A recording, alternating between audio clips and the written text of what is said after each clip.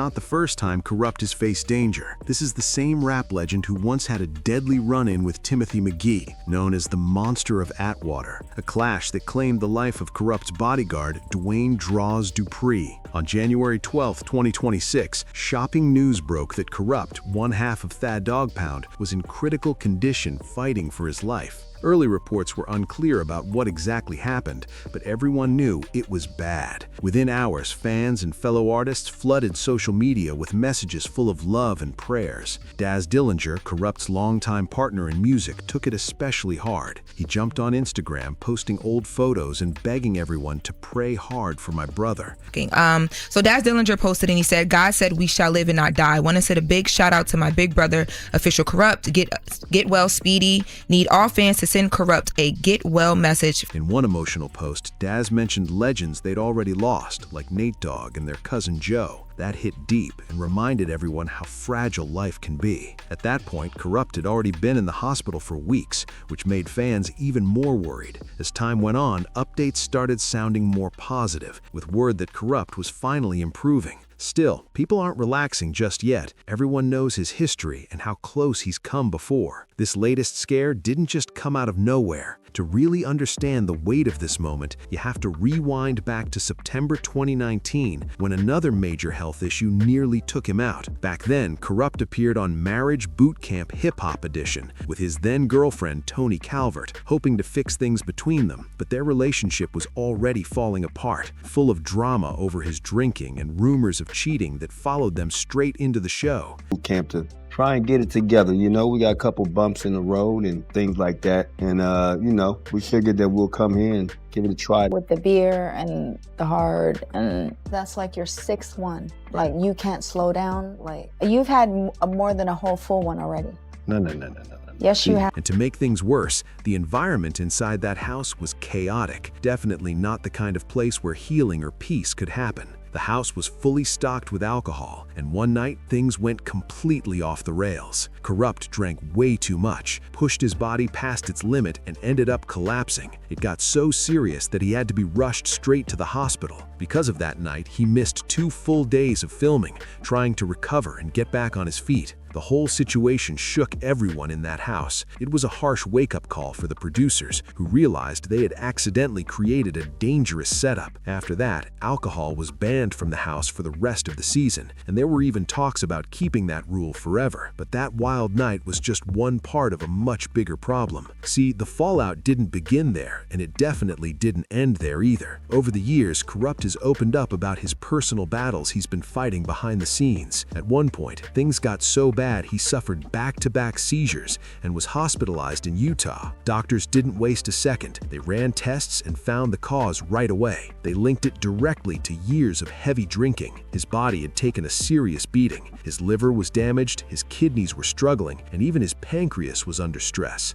You know, my pancreas, my liver, you know what I'm saying, and my kidneys. It was just all messed. The doctors warned him clearly, if he didn't make some major lifestyle changes, the next collapse could be deadly. Still, even after that terrifying warning, Kurupt kept pushing himself. He continued performing, showing up to concerts, and rocking the stage, sometimes in pain, sometimes barely able to stand, but still giving it everything he had. What makes it even more intense is that his struggle didn't just come out of nowhere. According to Kurupt, it goes all the way back to when he was 24 years old. He remembers sitting at a table with Tupac Shakur. Pac placed a bottle of Hennessy on the table, and from that day on, drinking became part of Kurupt's daily life. 24 on, when Pac brought that Hennessy to the table. Once he brought the Hennessy, it was over.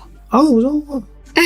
Got that Hennessy, and that's what changed the game. Kurupt has opened up about just how deep his drinking once got. He said he'd wake up and need a shot and a beer just to feel normal. He drank while watching TV, playing video games, and just passing time. Alcohol had become his crutch, something he leaned on to make it through the day. But to really see how things spiraled this far, you've got to rewind the story and look at where it all began. Ricardo Emmanuel Brown, the world would later know him as Kurupt, was born on November 23, 1972 in Philadelphia. He He grew up in a strict, faith-driven home where church came before everything. His mother was deeply involved with the Cathedral of Faith and made sure Ricardo was always right there with her. She later built a career as a pharmacist, but even while juggling her work, she stayed focused on keeping her son grounded and connected to his faith. Still, outside the church walls, Philadelphia in the 1980s was a rough place. The streets were unforgiving, and just getting through the day could be a fight. By the time Ricardo turned 15, he had started hanging with a crowd that made his mom nervous. She could see the path he was heading down, and it terrified her. Afraid her son wouldn't make it out alive if he stayed, she made a painful but powerful decision. She sent him across the country to California to live with his father in Hawthorne, hoping the distance could save him. His father lived a completely different kind of life. He worked as an electrician for Bell Atlantic and believed in structure, routine, and always having a plan. To him, success meant steady work and staying out of trouble. But Ricardo wasn't built for that lane. Music had already taken over his soul, and that's where his heart stayed. When he turned 18, he left Hawthorne and moved into the Crenshaw district, right in the middle of the rolling 60s Crips territory. The environment was raw, intense, and dangerous. Violence, loss, and street politics were everywhere, and those experiences quickly reshaped the way he saw the world. Even before Crenshaw, he had already witnessed how real the streets could get. At just 17, he had an encounter he would never forget. A 9-year-old kid rolled up on a bike and told him, "Take off those blue Nikes." That moment hit him hard. It showed him how deep the street mentality ran and how early it started. When Kurupt refused to give up his sneakers, things got real fast. A 13-year-old stepped in and threatened to run home, grab a gun, and come back and shoot him. Kurupt could tell the threat wasn't a bluff. His life was on the line. He handed over the shoes and walked away, realizing just how serious the streets really were.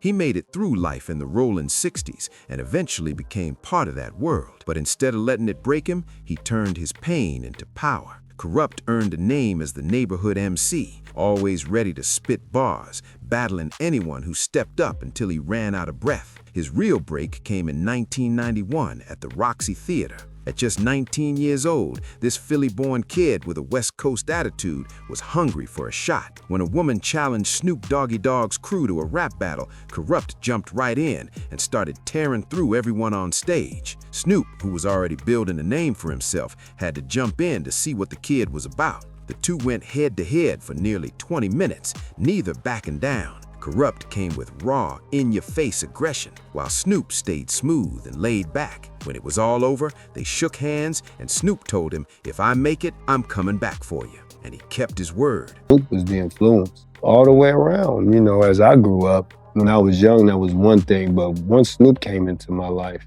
he really shaped the man. After Snoop blew up with Deep Cover alongside Dr. Dre, he brought Kurupt to a house party and introduced him to the doc himself. Kurupt grabbed the mic, dropped a freestyle, and had the whole room vibing. That night changed everything. By 1992, Kurupt had officially joined Death Row Records. Right from the start, he made his mark, appearing on The Chronic and Doggy Style, helping define that new West Coast sound that took over hip-hop. Then, teaming up with Daz Dillinger, they formed the Dog Pound, a duo that became one of the driving forces of the G-Funk era. Their debut album, Dog Food, dropped in 1995 and exploded, selling nearly 300,000 copies in its first week and shooting straight to #1 on the Billboard 200. 40% stripping, 40% bull.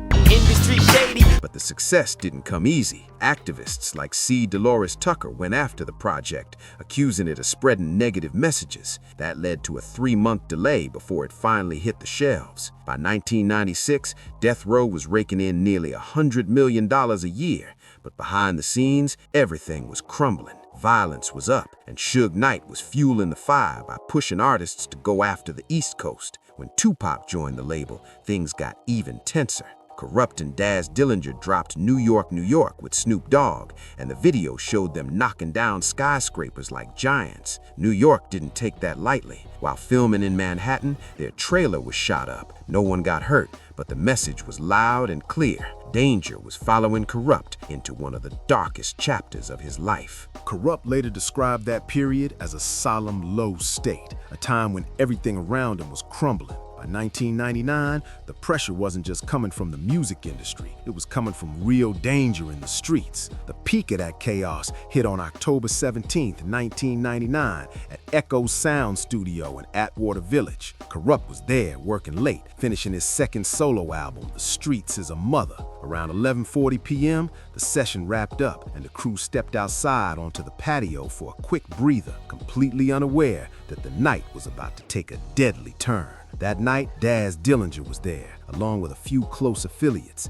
and Kurupt's head of security, 23-year-old Dwayne Draws Dupree. Draws was well known in the streets, not just as security, but as the younger brother of Eugene Big U Henley Jr., one of the most respected figures in the rolling 60s Crips. As they stood on that quiet street, the mood felt calm until everything flipped in an instant. Out of nowhere, two shadowy figures stepped out from the darkness. Seconds later, the night lit up with gunfire, bursts from what investigators later believed were AK-47 rifles. Bullets tore through the air with no warning and no time to react. Kurupt and Daz hit the ground immediately, diving behind heavy concrete planters as rounds shattered the pavement around them. Concrete chunks flew just inches from their faces. It was chaos. Somehow, both of them made it alive, but not everyone was that lucky. Javon, the realist, was shot in the foot. He was killed by a guy named Timothy Joseph McGee, aka the Monster of Atwater.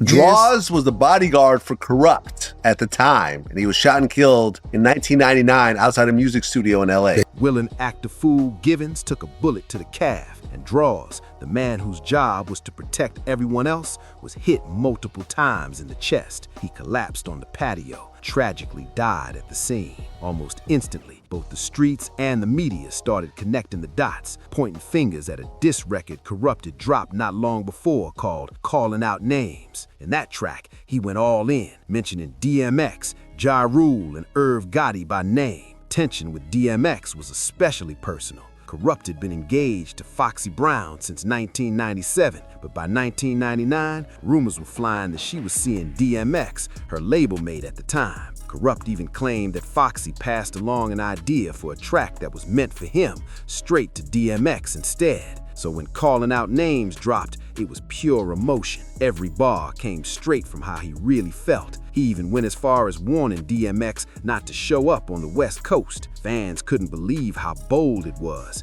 And soon after, many believed the Echo Sound shooting was payback from the Rough Riders or the Firm over those lyrics. DMX. Yeah, they tried to blame DMX back then. Yeah, because they say the shooters allegedly, their first story was they came through on the bikes, so they was thinking some Rough Rider stuff, but that story stuck around for years. People swore it had to be connected, but when the truth finally came out, it was even darker than anyone expected. The shooting had nothing to do with hip-hop beef. The real shooter was Timothy Joseph McGee, a man the LAPD would later call the Monster of Atwater Village, known for bringing pure terror to the streets. Timothy McGee was no ordinary street figure. He was a Scottish-Mexican gang leader from the Tunaville Reefer 13 set, infamous for his extreme violence. According to police, McGee killed without hesitation and got an adrenaline rush from it. He treated Atwater Village like his personal battlefield, using police scanners and radios to track anyone moving through the area. So when he spotted a group of black men outside a studio late at night on what he saw as his turf, that alone was enough for him to open fire. This had nothing to do with rap beef. It was about territory and racial hatred. What happened that night was a deadly collision between two street forces, Black Crip influence and Latino gang control, with Kurupt caught right in the middle of it. He wasn't just mourning his bodyguard's death. He was dealing with trauma, paranoia, and the non-stop threat of violence that came with that life. But while he was fighting those emotional battles, another war was brewing behind the scenes, a financial one. Kurupt's money problems were quietly getting worse, and this time, the damage wasn't coming from the streets, it was coming from inside Death Row Records itself. The man who once claimed he saved Kurupt from the streets was also the one cutting him off financially. Behind all the flashy cars and diamond chains, Death Row was drowning in shady contracts and broken promises. Back in 1990, when Kurupt was still underage, he had signed with brothers Lamont and Ken Brumfield. his early managers. They looked out for him, gave him a place to live, and covered his expenses when things got rough at home. But when Death Row came calling in 1992, Suge Knight allegedly promised Kurupt fame and fortune if he dropped the Brumfields and broke his contract. That move sparked a massive legal battle that dragged on quietly for years. Then, in December 2000, a Los Angeles Superior Court finally made its ruling. The jury found that Suge Knight and Death Row defrauded Kurupt's former managers, ordering them to pay around $4.34 million in compensatory damages and another $10 million in punitive damages. To protect himself from the chaos of lawsuits and broken deals, Kurupt had already filed for bankruptcy back in 1996, a move that wiped out his contracts and left the Brumfields with nothing. And this was despite Kurupt appearing on 17 albums,